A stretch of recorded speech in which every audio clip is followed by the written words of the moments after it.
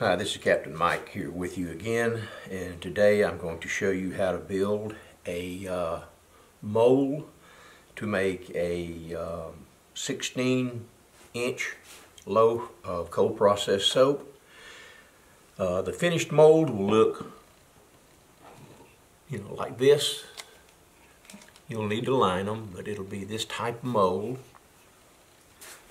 and it will make 16 bars of soap, approximately an inch thick, 3.5 inches long, and when cured, the weight of this will be about 4.5 ounces. This mold can be made out of repurposed wood. I recommend that when you build it, if you go to the big box store and get you a 1x4 of the proper length. You can do the math after you see the numbers on this, how long they are, and you can buy you probably a 6-foot piece would be gracious plenty to do this. The reason I say to get a piece from the big box store is the widths will all be the same right here, all the way down that piece of wood, and that makes this work because you can build this without a table saw. All you need is pretty much a chop saw or a miter box so that you can cut it off to length, nice and square. And almost everybody has an electric miter box now, in their chop saw things. That's the only piece of equipment that you'll need other than a drill and a 5/32 inch drill bit, some glue, 22-inch sheetrock screws. You can use nails, but I don't recommend it. You can use a regular Phillips head screwdriver, but I chucked that up, and that's what we're going to use for this project. Now, the wood that we're using today is repurposed. I tore down an old shed and I took some of the lathe off, and it wasn't all exactly the same size. It's supposed to be a 1x4, and the nominal size on a 1x4 is 3.5 inches wide by 3/4 of an inch thick. So that's what you're going to get at the big box store, a 1x4. The better the grade wood you get, the better this mold will come out. But this will work just fine for making a basic mold. And repurposing this wood here. You will cut, it takes 5 pieces. It takes 2 end pieces, 4 inches long. It takes a bottom that's 16 inches long. And it takes 2 sides that are 17.5 inches long. And what I did was I took one of the 17.5 inch pieces, and if you can notice, you might can see this line right here, and here, and here. Those are your guidelines so that you'll know where to drill your holes.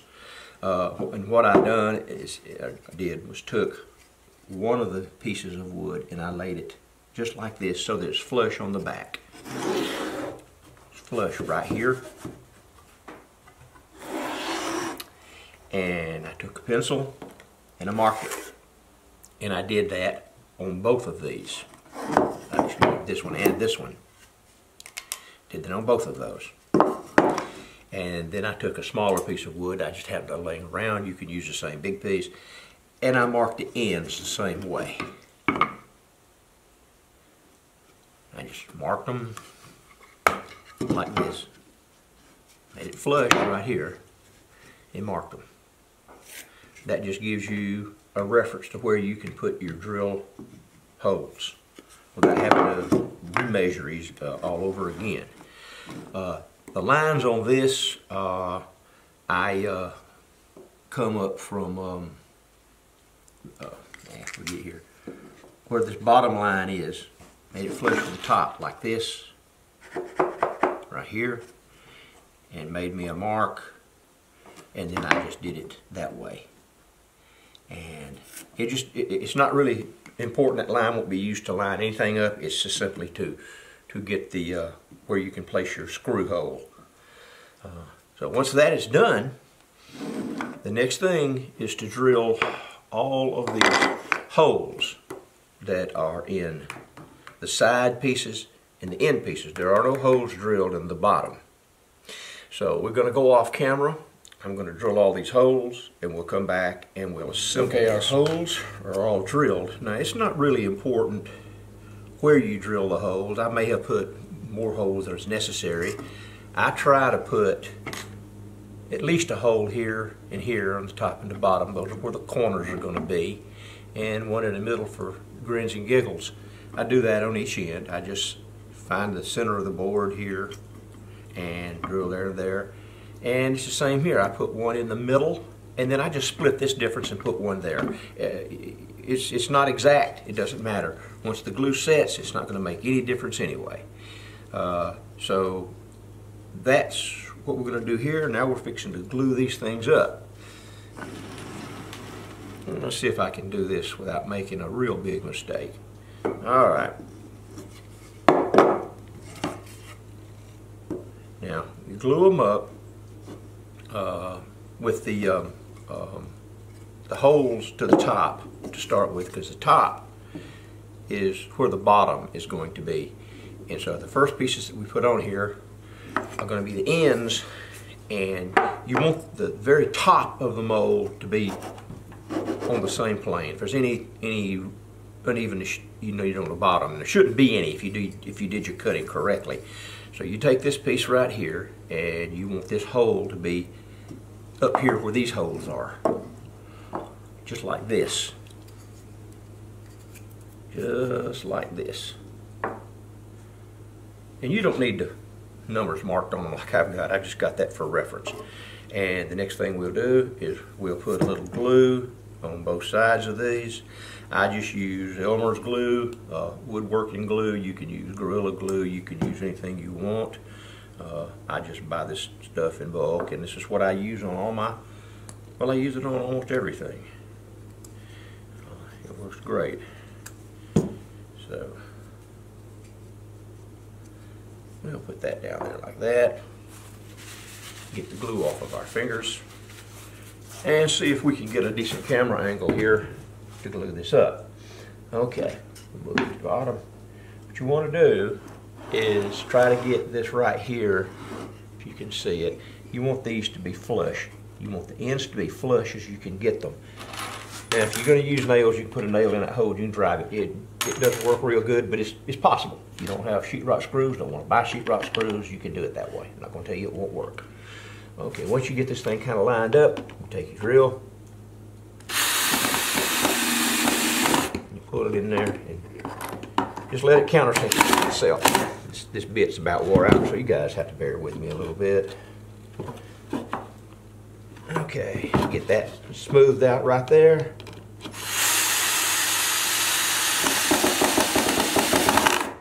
Alright, then you can do the same with this end right here.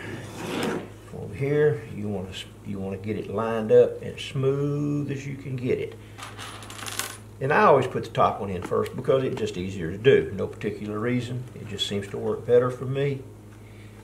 Alright, you get them kind of lined up.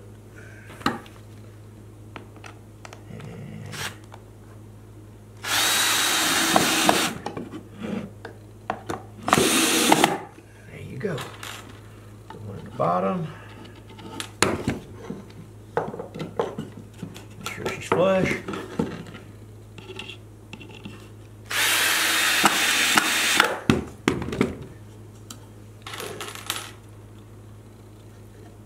Put the middle one in.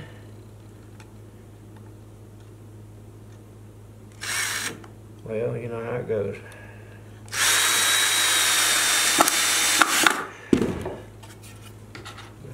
Here.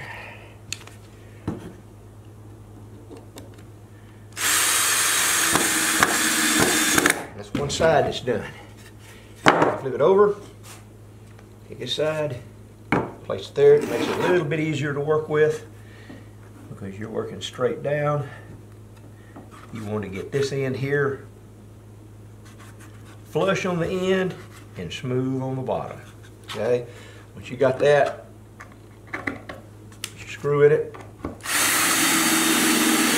put her down.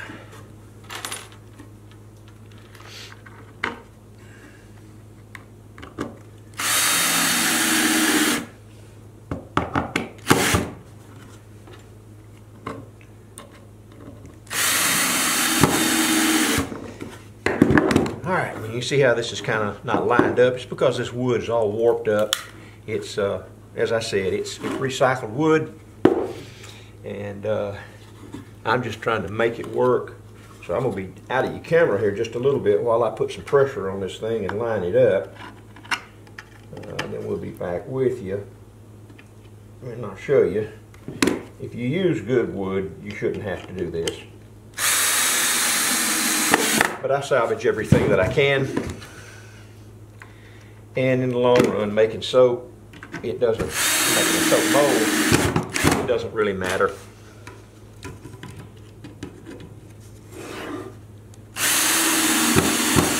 Okay, so here's what we got. We got that right there. And we're going to have to put the bottom in it now. You can glue this if you want to, but you don't really have to. Turn it over, and it should go right in. If you don't, you may have to loosen it up a little bit. The wood's warped up some, so it's going to give me a little trouble here. You shouldn't have this trouble at home.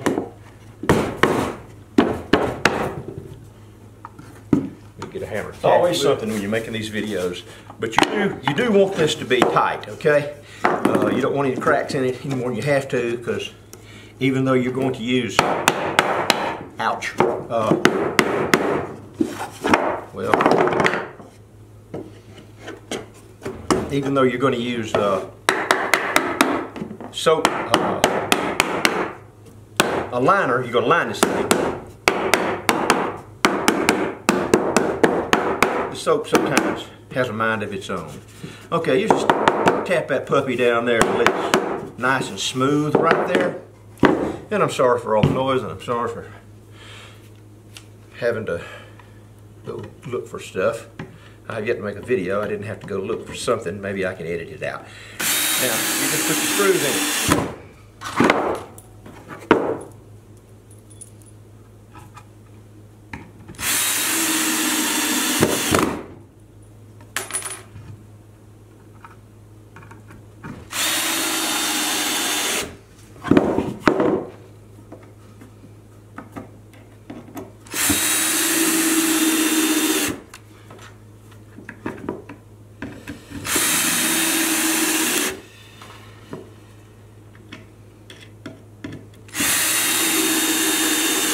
Okay,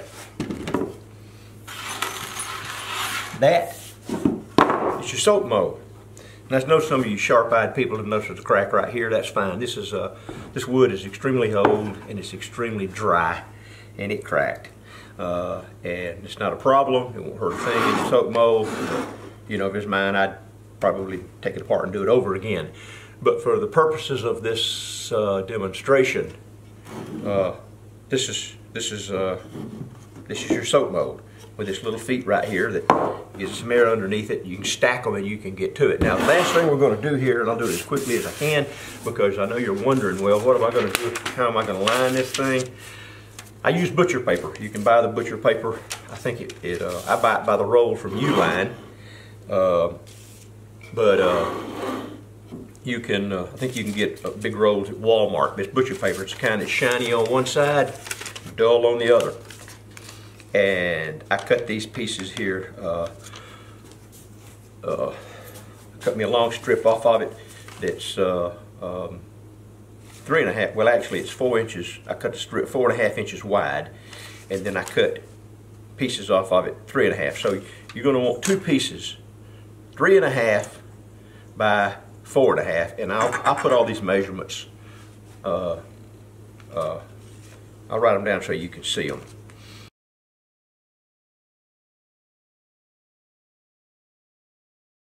And you can pause the video and then you'll know what you got. But you'll take this piece right here. This is an end piece.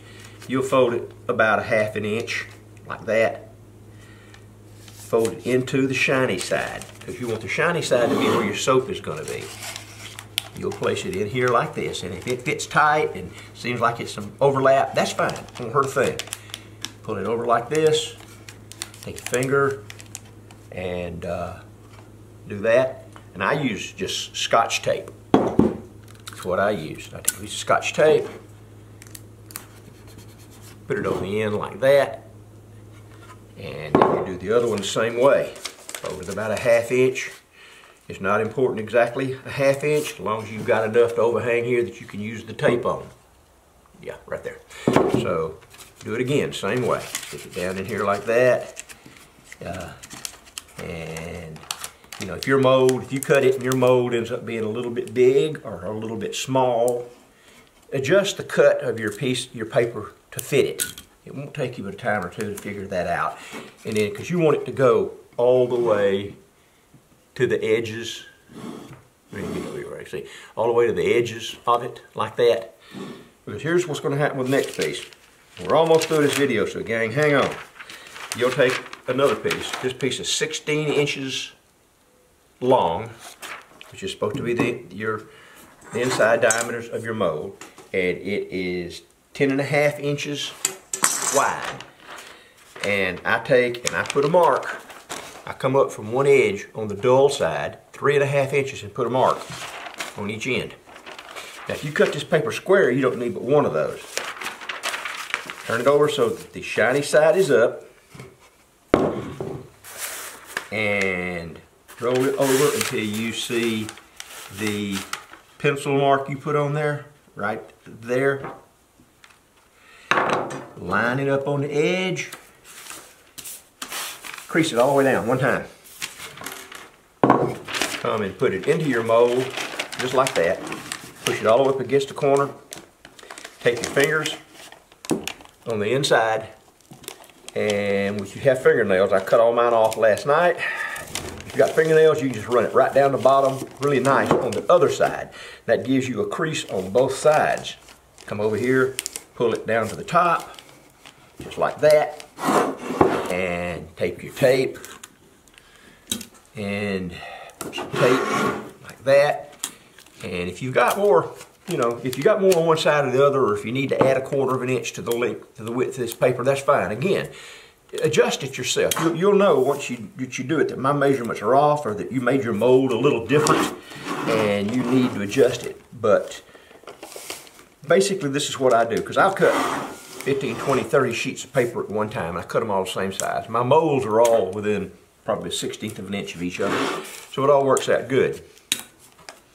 And you go ahead and just use this tape like this, and your mold is ready to go. That's it. That is a lined mold. It'll make I think it's about a 5-pound loaf. It's been a long time since I've measured it, but it'll make about a 5-pound loaf. It'll make 16 1-inch bars, which I said earlier comes out to about 4.5 ounces a bar, more or less, when it's cured. Now, the only thing that I can tell you in closing here, the thing I want to tell you is make sure all of your cuts are square. You don't want, if for some reason this bottom measurement is a little bit less than the top measurement up here, it's fine. It's wedge shaped, the soap will come out. But if you mess it up and do it the other way, if you've got a smaller measurement here, from these two pieces right here, from this one to this one, and you've got more down here, that soap is not going to come out. It's going to be wedged in there, and you're going to end up just absolutely having a hard time getting it out.